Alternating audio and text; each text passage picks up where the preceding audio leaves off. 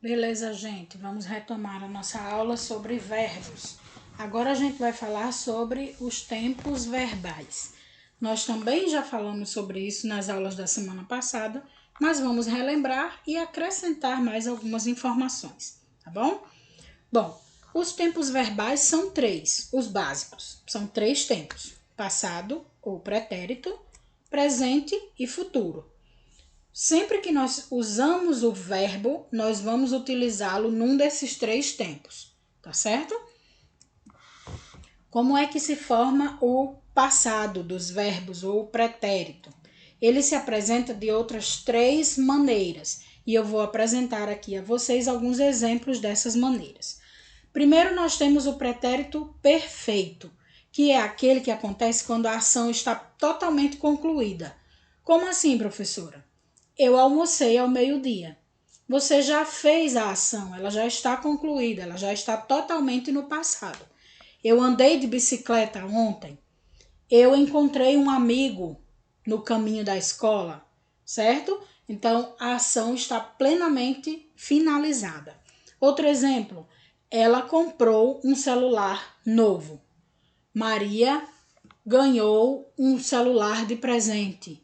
Joana viajou semana passada para Paris. Percebam que são ações que todas estão plenamente finalizadas no passado, tá bom? Então, dependendo do tipo de verbo, ele vai ter uma finalização diferente. Aqui nós temos o verbo almoçar, que é da primeira conjugação, e o passado dele é formado na primeira pessoa como almocei, assim como ganhei, caminhei, formei, tá bom? Os verbos da primeira conjugação. No caso do verbo comprar, também é da primeira conjugação, só que ó como mudou. Mudou a pessoa. Aqui era eu e aqui é ela, exatamente. Então muda também o jeito de apresentar o verbo. E como é que eu vou saber isso, professora? É a prática. É praticar os seus exercícios, tá bom? Vocês devem lembrar que na semana passada eu deixei um exercício sobre esses tempos verbais, né? Para vocês conjugarem alguns verbos nos tempos passado, presente e futuro, tá bom? Nós também temos o pretérito imperfeito, que é aquele que a ação está no passado, mas ela ainda não foi concluída. Eu ainda estou realizando a ação, embora uma parte dela já esteja no passado. Ela nunca almoçava em casa. Percebam que isso é uma sequência. A pessoa nunca almoçava em casa. É no passado, mas é um passado que é constante, tá certo? Então, por essa razão, o verbo se apresenta com o final ava, almoçava. Então, a gente vai usar essa desinênciazinha aqui, vá, para expressar o pretérito imperfeito. Outro exemplo, eu fazia patinação artística quando era criança. Está tudo no passado, certo? E a ação não está plenamente concluída, porque eu posso perfeitamente ainda fazer patinação artística agora, depois de adulta, tá bom? Então, o verbo fazer no pretérito imperfeito tem a finalização ia, fazia. E o verbo ser no pretérito imperfeito se apresenta como era, tá bom? E temos também o pretérito mais que perfeito composto. Esse pretérito mais que perfeito composto é mais conhecido como locução verbal. Olha ela aí de novo. Ele tinha avisado sobre o acidente na estrada. Esse tinha avisado é o pretérito mais que perfeito. E por que ele é composto? Porque nós temos aqui dois verbos, o verbo ter e o verbo avisar, tá certo? Tá tudo no passado, mas é como se a ação ainda estivesse se desenvolvendo, tá bom? E ele é composto porque tem dois verbos formando uma locução. Eu já havia almoçado quando ela chegou. Aqui nós temos o verbo haver e o verbo almoçar de novo, formando, né, reunindo-se para formar um pretérito mais que perfeito composto. É aquela ação que está perfeitamente finalizada, tá bom? Beleza aí com os verbos no pretérito? Pretérito perfeito, imperfeito e mais que perfeito composto. O presente, os verbos conjugados no presente. Essa é a forma mais simples, porque é aquela que a gente primeiro aprende e é a que mais nós utilizamos, tá bom? Então eu vou passar rapidamente por ela, porque essa certamente vocês já conhecem. Verbos no presente nós temos: eles aprendem todos os dias nas aulas, nós dividimos a comida, meu pai trabalha desde jovem, gosto muito de futebol. Percebam que todos os verbos estão nos dizendo que a ação continua acontecendo. Quando eu digo meu pai trabalha desde jovem, significa que lá no passado ele trabalhou, mas que agora ele continua trabalhando, tá bom? Eles aprendem todos os dias nas aulas. O aprendem aqui está dizendo que desde que as pessoas vão às aulas, esse grupo de pessoas, esse eles aqui, aprende todos os dias, tá bom? É constante, a ação continua acontecendo neste momento da fala. Beleza, meu povo? Vamos para o futuro? Futuro a gente tem o futuro simples, que vai acontecer depois desse presente. Então, eu estarei na porta da escola na hora que você sair.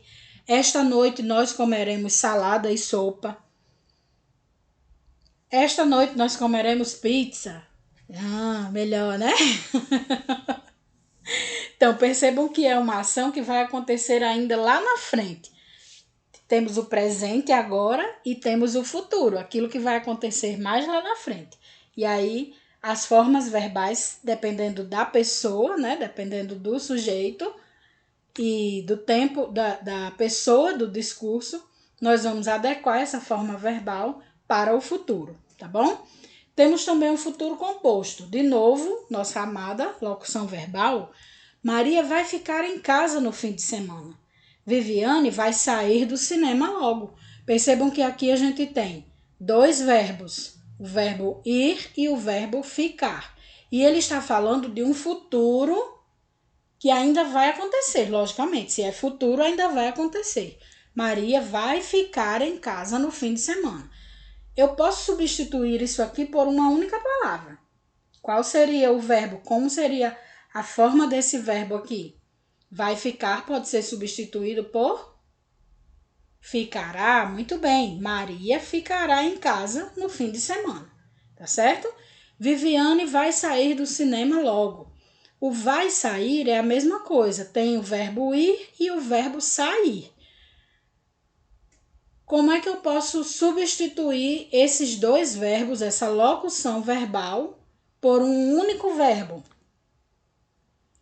Isso, Viviane sairá do cinema logo, beleza? Então, o futuro composto, lembrem-se sempre da locução verbal. Sempre há um verbo, dois verbos ou mais associados juntos para dizer uma única coisa, tá bom? E o futuro condicional, que é aquela ação que só acontece ou aconteceria em relação a uma outra ação. Isso só vai acontecer se tal coisa acontecer. Olhem só. Afirmou que sempre sentiria saudades de mim. Ou seja, a pessoa diz uma coisa e essa coisa só vai acontecer se outra coisa acontecer. Ficou confuso, né? Agora, como é que você sente saudades de alguém? É porque a pessoa não está perto de você. Então, só vai sentir saudade se a outra não estiver perto, tá bom? Ele só passaria de ano se estudasse. Percebam que o verbo passar aqui, né, com sentido de ser aprovado, só aconteceria se houvesse uma outra ação já passada. Esse estudasse aqui é o verbo no passado, é o verbo estudar no passado. Então, se você estudar, você passa de ano. Ele só passaria de ano se estudasse. Tá certo? Então, o futuro condicional é aquele que você tem uma ação que só vai acontecer se uma outra ação anterior já tiver acontecido. Beleza, gente?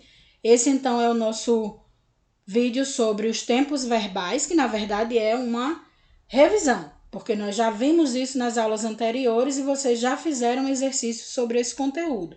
certo? Então, vimos que existem verbos no passado, presente e futuro e que o pretérito e o futuro têm formas distintas de apresentação. Agora, você vai copiar este exercício no seu caderno e vai responder. Na nossa próxima aula, nós faremos a correção. Até mais!